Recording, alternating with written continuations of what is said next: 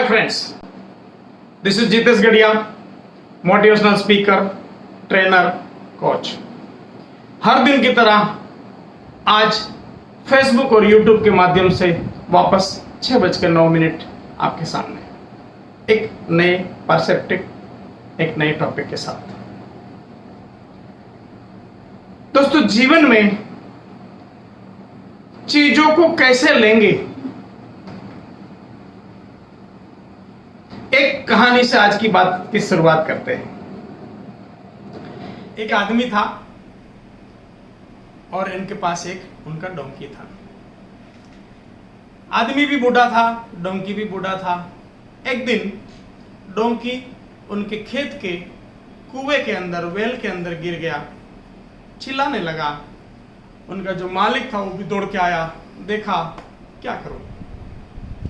अगल बगल से लोग आ गए, सब इकट्ठा हो गए, सोचने लगे क्या करें। फिर बाद में निर्णय हुआ कि कुआं भी पुराना हो चुका है, यूजलेस है, पानी भी नहीं है सालों से, कोई जरूरत भी नहीं है, और डोंकी भी बूढ़ा हो गया है, उसका भी कोई जरूरत नहीं है। क्यों ना ऐसा करें, इस कुएं को ही खत्म करते हैं, इसमें मिट्टी डालते हैं, कुएं को पूरा मिट्टी से भर देते हैं, ताकि कोई जरूरत नहीं है अभी। यही ऐसा डिसीजन लेके वो सब लोगों ने मिट्टी डालना शुरू की। सडनली मिट्टी ऊपर गिरने से डोंकी थोड़ा हक्का बक्का हो गया, थोड़ा शॉक हो गया कि क्या हो रहा है। थोड़ा जैसे तैसे संभलते हुए जब ऊपर से मिट्टी गिरती थी, वो मिट्टी को थोड़ा इधर उधर करके मिट्टी गिरा देता था, और वापस मिट्टी आती थी, वापस गिरा देता था, वापस मिट्टी आती थी, वापस गिरा देता था। ऐसा चलता रहा दोस्तों, और पूरा वेल, पूरा कुआं मिट्टी से भरा गया, और बार बार आई मिट्टी को बार बार गिराते हुए डोंकी ऊपर आ गया। यही दोस्तों लर्निंग है हमारे लाइफ का, कि हमारे सामने क्या आएगा वो उसका उतना इंपॉर्टेंट नहीं है, जो आने वाली चीजों को हम किस तरह से लेंगे उसका मतलब है। दोस्तों, हमने कई बार सुना है कि बहुत सारे लोग दुनिया में ऐसे रहे कि जिन्होंने अपने ऊपर फेंके गए पत्थरों से महल बनाया है। यस ना दोस्तों, ये स्टोरी कहीं वैसी ही थी कि अपने ऊपर फेंकी गई मिट्टी, जो पर्पस दूसरा था, लेकिन उन्होंने, डोंकी ने अपने पर्पस से उसको टर्न कर दिया। सवाल है, मेरे और आपके जीवन में इस तरह की चीजें आएगी। आज कोरोना का जो समय चल रहा है, ये लॉकडाउन का जो समय चल रहा है, अनसर्टेनिटी का समय हो रहा है, उस समय हम सबके सामने यही सवाल है, आगे क्या, आगे जो हो उसको हम, आगे क्या वो उसका इंपॉर्टेंट नहीं है, आगे जो भी हो उसको हम कैसे लेंगे उसका मीनिंग है। दोस्तों, सवाल है लेंगे कैसे, सवाल है लेंगे कैसे। क्या ले हर चीज में ऐसा हो सकता है क्या? यस दोस्तों, हर स्थिति में ऐसा हो सकता है। सवाल हमारे नजरिए का है, सवाल हमारे नजरिए का है। एक और कहानी लेते हैं। एक राजा था, एक दिन अपने महल में बैठे बैठे सोच रहा था, और सडनली उनको लगा कि मेरे पूर्वजों का जो संग्रहालय बना है वहां पे जाता हूं, थोड़ा देखता हूं, और वो जो मेमोरेबल चीजें जहां रखी थी, ऐसा संग्रहालय, वहां पे जाता है, पूरे हॉल में, महल में घूमता है, देखता है, अपने पूर्वजों की चित्र प्रतिमाओं को देखता है। एक से एक बढ़िया शानदार चित्र पर प्रतिमा थी, लेकिन ये देखते देखते खुद थोड़ा दुखी हो गया, डिप्रेस हो गया, सोचने लग गया कि मेरे पूर्वज का चित्र इतना शानदार है, मेरा चित्र इतना शानदार हो सकता है क्या? मेरा चित्र इतना शानदार हो सकता है क्या? क्यों? क्योंकि मेरी एक आंख नहीं है, एक पैर नहीं है। ऐसे आदमी का ऐसा शानदार चित्र कैसे हो सकता है? वापस महल में आता है और अनाउंसमेंट करता है कि हमारे स्टेट के सारे चित्रकारों को बुलाया जाए, और सारे चित्रकारों को बुला के उन्होंने ये बात की कि मैं मेरे पूर्वजों का जो पिक्चर है वो सारा मैं देखता हूँ, चित्र प्रतिमाएं शानदार है, मेरी शानदार चित्र कौन बना पाएगा, कैसे बना पाएगा, आप बताइए थोड़ा, कैसे बनेगा या तो कौन बनाएगा। सब लोगों ने अपने अपने तरीके से सोचा। एक चित्रकार था, उसने बोला ठीक है महाराज, हम सब लोग अपने अपने तरीके से बनाते हैं। सबने अपने अपने तरीके से बनाई, लेकिन वो उतनी शानदार नहीं बनी। लेकिन एक चित्रकार ने जो प्रतिमा बनाई, इतनी शानदार बनाई, उसने ऐसी चित्र प्रतिमा बनाई कि राजा को युद्ध के मैदान में एक शानदार घोड़े के ऊपर बिठाया, ऐसे एंगल से बिठाया कि जहां पे चित्र प्रतिमा में दूसरा पैर दिखता ही नहीं है। दूसरा पैर है या नहीं वो छोड़ो, दिखता ही नहीं। पिक्चर इस तरह से, इस एंगल से ली है, ऐसा चित्र बनाया, दिखता ही नहीं है। दूसरा काम उसने किया, राजा को घोड़े के ऊपर युद्ध के मैदान में बिठाते हुए उसको तीर चलाते हुए दिखाया गया। तीर चलाते हुए, अभी आप देखिए, तीर चलाते हैं तो क्या होता है, तीर चलाते हैं तब उस समय हमारी एक आंख बंद रहती है, एक ही खुली रहती है ना। उसने ऐसा चित्र बनाया कि राजा की एक आंख नहीं थी, एक ही थी, वो उसने तीर में छुपा दिया। एक पैर था, उसको घोड़े के पीछे छुपा दिया, और इतना शानदार पिक्चर बनाया। सब लोग हैरान रह गए, राजा भी हैरान हो गया। राजा ने उस चित्रकार को गले लगा लिया, उसको बहुत सारी भेंट दी। दोस्तों, सवाल था क्या हम चीजों को बदल सकते हैं? क्या चीजों को तो नहीं बदल सकते। फिर हम क्या कर सकते हैं? हम यही कर सकते हैं कि हमारे पास जो भी है, हम जैसी भी कंडीशन में है, हम जैसे भी जी रहे हैं, उसमें पॉजिटिव क्या हो वही हमारे हाथ में है। अगर नेगेटिव, अगर उसी कोई भी चीज को, एडवर्सिटी को अगर नेगेटिव वे में लेंगे तो क्या होगा? सिर्फ रोना होगा, और क्या होगा। लेकिन सवाल है, अगर वहां पे हम पॉजिटिव चीजों को देखना सीख जाते हैं तो जिंदगी का एक अलग ही नजारा हमें देखने को मिलेगा। दोस्तों, आज हम बात करेंगे कि हमारे जीवन में कैसे पॉजिटिव रहा जाए, डे बाय डे हम पॉजिटिव कैसे रहे। यस दोस्तों, तो पहली बात है, हमें पॉजिटिव रहना है। पहला काम हमें करना है, सुबह पॉजिटिव अफर्मेशन के साथ उठना है। पॉजिटिव अफर्मेशन, हम अपने बारे में पॉजिटिव अफर्मेशन देंगे खुद को ही। मतलब मेरा नाम जितेश है और I am growing day by day, every day I am growing. मेरे बारे में I am day by day I am healthier healthier healthier, I am day by day I am richer richer richer.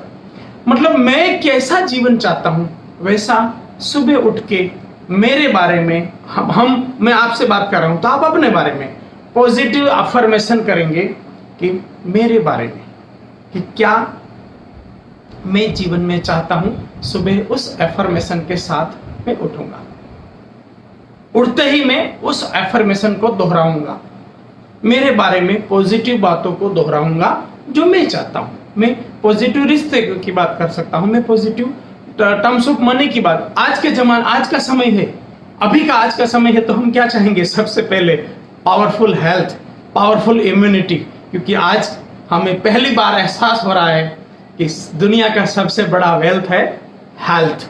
तो वो positive affirmation कर सकते हैं। तो पहला काम करना है हमें, पॉजिटिव रहने के लिए पॉजिटिव अफर्मेशन लगेगा। दूसरा काम हमें करना है, डेली काउंट द ब्लेसिंग।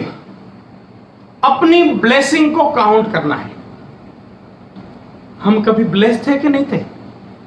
दोस्तों, आप गिनते जाइए, इतनी बार आपको फील हुआ है I am blessed, I am blessed, I am blessed. पहला तो आपका शरीर पूरा सलामत है, ये ब्लेस्ड नहीं है क्या? क्या राजा की कहानी अभी गई, उसमें से आपने नहीं देखा क्या? एक पैर नहीं था, एक आंख नहीं थी, आपके पास और मेरे पास सब कुछ है ना। तो पहला है ब्लेसिंग कि मेरे पास सब कुछ है कि नहीं।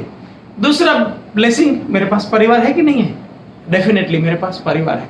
मेरे पास जो चीजें है, ब्लेसिंग करना शुरू करिए, क्योंकि ब्लेसिंग है वो नेचर को अलाउ करना है कि वो और आपके ऊपर कुछ आने देगा।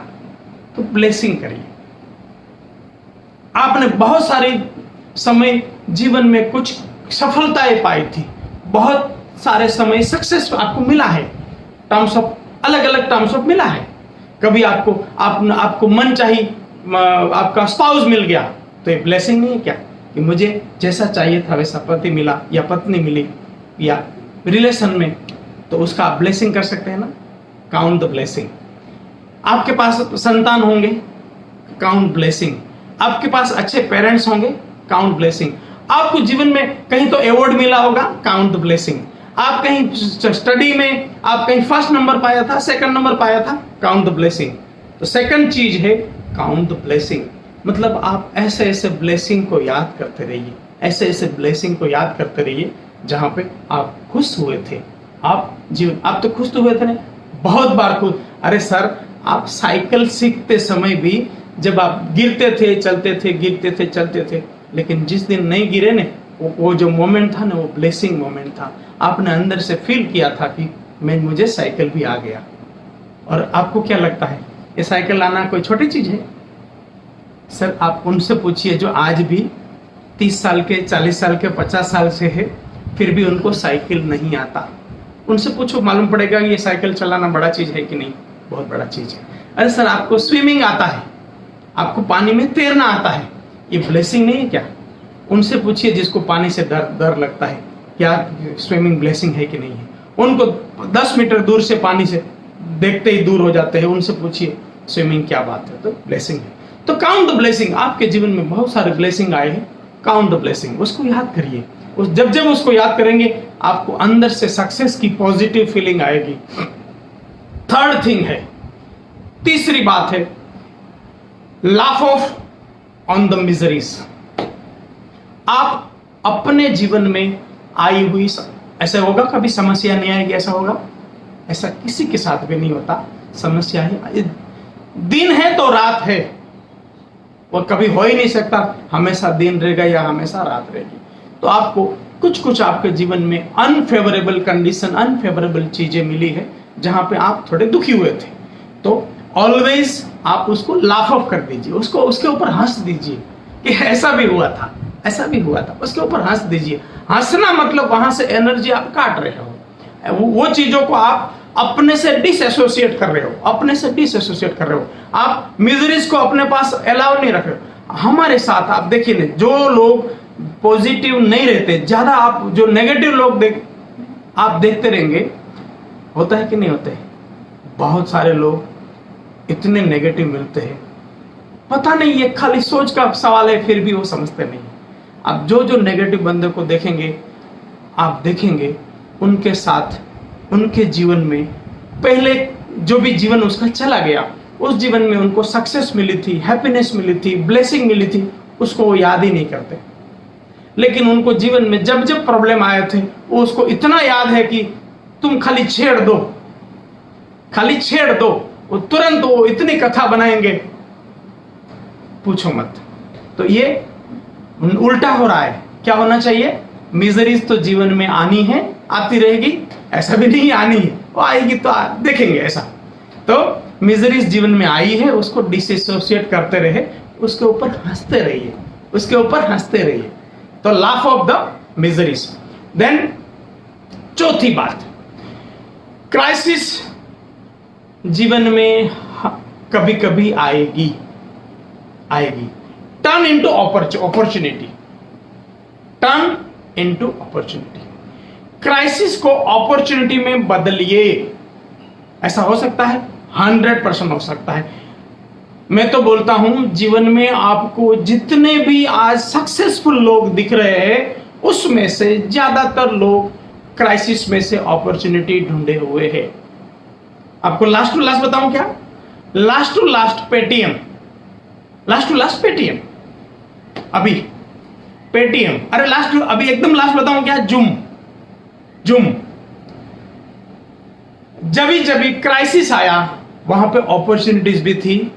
हमारे आंखों का काम था अपॉर्चुनिटी को देखना, क्राइसिस को थोड़ा साइड आउट करना। भाई, वो हमारे हाथ में नहीं है, हमारे हाथ में वही है हम क्या देखें।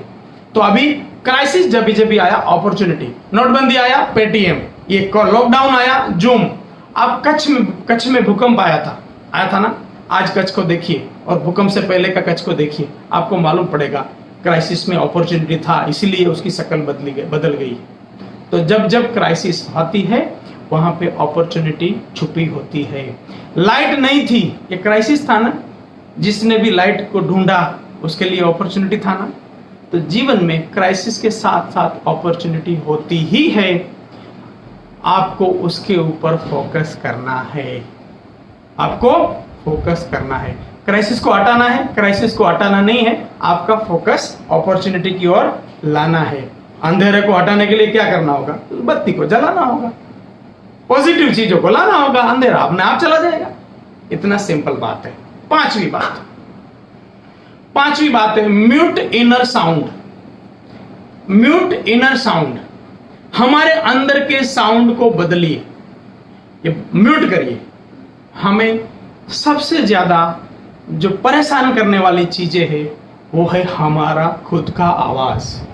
हम सबसे ज्यादा हम अपने आप से बात करते रहते हैं। जब कभी भी हम किसी से बात नहीं करते होते तब हम अपने आप से बात करते हैं, सबसे ज्यादा हम अपने आप से बात करते हैं। और अनफॉर्चुनेट बात यह है कि ज्यादातर लोगों के साथ ये होता है कि जब जब वो खुद से बात करता है, पॉसिबिलिटीज की नहीं, क्यों नहीं हो सकता वाला ज्यादा आवाज आता है। ये मेरे से नहीं होगा, ये मेरे साथ क्या हो जाएगा, मेरी जॉब का क्या होगा, मतलब कोरोना कब खत्म होगा, ये लॉकडाउन के बाद क्या होगा। लोग तो बोल रहे थे 17 तारीख को खुलना चाहिए, लेकिन आज तो अहमदाबाद में सब्जी और राशन को भी बंद करने का बोल रहे हैं, ये क्या होगा।